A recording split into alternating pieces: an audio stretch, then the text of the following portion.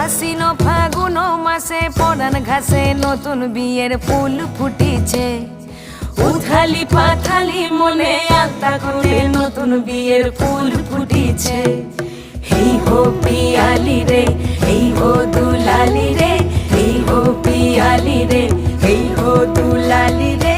আশ্বিন ফাগুন মাসে পরান ঘাসে নতুন বিয়ের ফুল